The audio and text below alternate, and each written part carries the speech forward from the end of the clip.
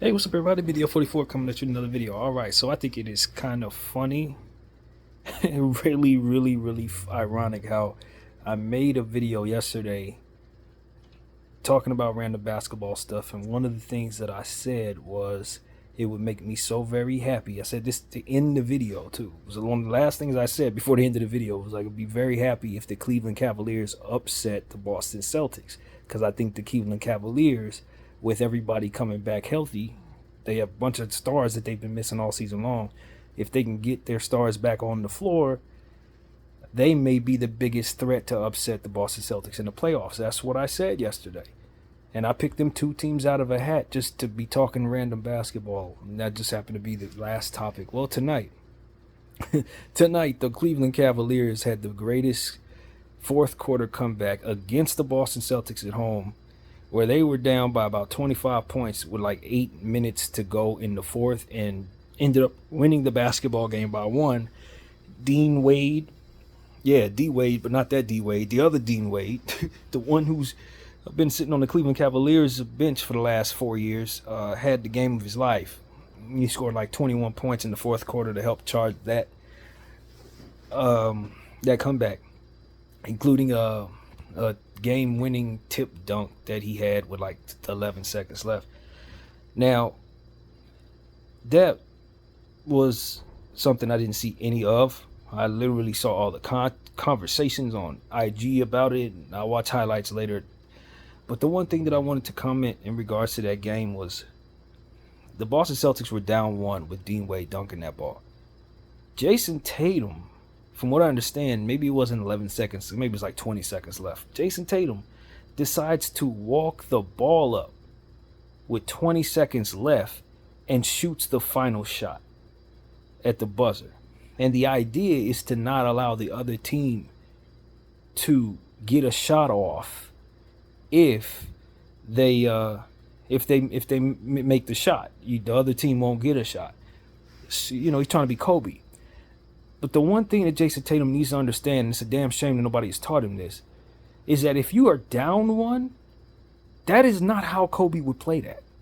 And trust me, I watched Kobe close games all his entire career for 20 years. Your clock is something that it has a science. There's a science to this, and we talked about this about 2 years ago in regards to my own team, my Lakers, and I didn't think we were playing the clock very smart. It's the same reason why I was so upset at LeBron James in the game where he went off.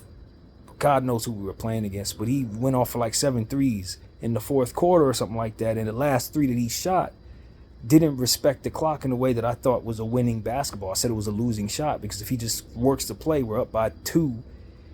If he just works a play that is good, we could have run the clock down and possibly get to the rim, maybe get to the line, and have the clock work in our favor. Instead, he jacks up a bad 3, and they come down and end up scoring the basketball. We ended up winning the game anyway. I think it was against the Clippers, but nevertheless, I thought that last shot was a terrible shot.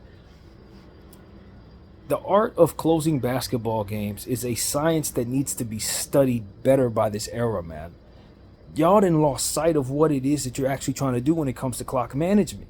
In basketball, just like clock management in football is so important, there's a way to handle things. And there's philosophies that help you win versus philosophies that coerce you in losing.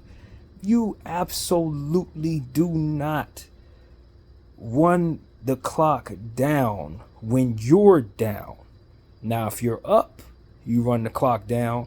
You don't want to give them another opportunity to shoot. If you're tied, you run the clock down because you don't want to give the team another opportunity to shoot. You make the shot, you win the game. You miss the shot, you go into overtime. That's why you can do that. If you're down one and you miss the shot, you lose the game. You're trying to prevent yourself from losing the game entirely. You're trying to save your own backside. You definitely do not disrespect the clock by walking the play up and letting the clock run when you're not winning. The clock is not your friend. You want the clock to expand so that you can have your opportunity to succeed. If you miss the shot, you get another opportunity to make another. It's basketball IQ, friends. And I don't know how the hell Jason Tatum's going to be an MVP candidate and is this terrible at this type of thing. You're down one, fam. The clock is not your friend. And you call yourself a Kobe disciple? Kobe would throw his phone across the room. There's no way in hell he would co-sign that nonsense. There's a way to close basketball games. And when you're down, you need to respect that you want the clock to stop. Not for it to run, for any reason at all. It's not in your position to do anything other than slow that clock down. You don't want the game to end on you with you not having the leading score. So that's just terrible basketball IQ, man. And in reading Celtics IG, he does this all the time. It's like, yo, you call yourself a Kobe disciple and you're letting the clock run when you're down so that you could take the last shot? What are you, stupid? Absolutely, you don't do that, man. You absolutely don't do that. It's just basketball IQ. Clock management 101.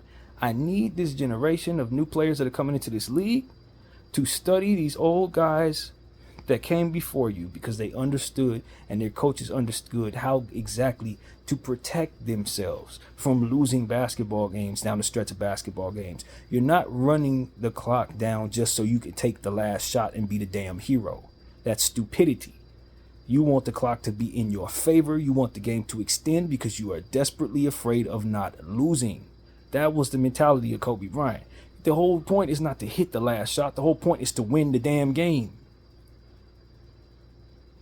Never once did I see Kobe Bryant disrespect the clock when we were down. Not by 1, not by 2, not by 30.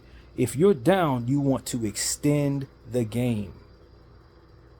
If there's 20 seconds left on the clock, shot clock's no longer running, and you're down 1, you need to hurry up and make the play.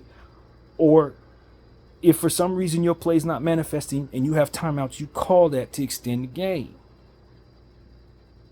You make a play fast to get the lead, and then you trust your defense to get back down there and stop the other team with that lead that you get from hitting the shot if you happen to make it, because now you're up 1. But the idea that you just let the clock run when you're down, hell no. You need that clock to slow down. You need it to stop. You need everything to happen but for the clock to run down, and you'd only have one opportunity to either make or miss a shot leaning on one person. That is selfishness, that's ego-driven, and ultimately is stupid. So that's something I wanted to say, man. JT Money, man. That's terrible clock management, brother. Some of the worst clock management there is. And any coach that allows you to do that is teaching you wrong, man. That's not how you do it. If it's tied, nothing wrong with it. If you're up, nothing wrong with it. When you're down, that's the worst thing possible for yourself. BDF44, I thank y'all for watching. I'm out.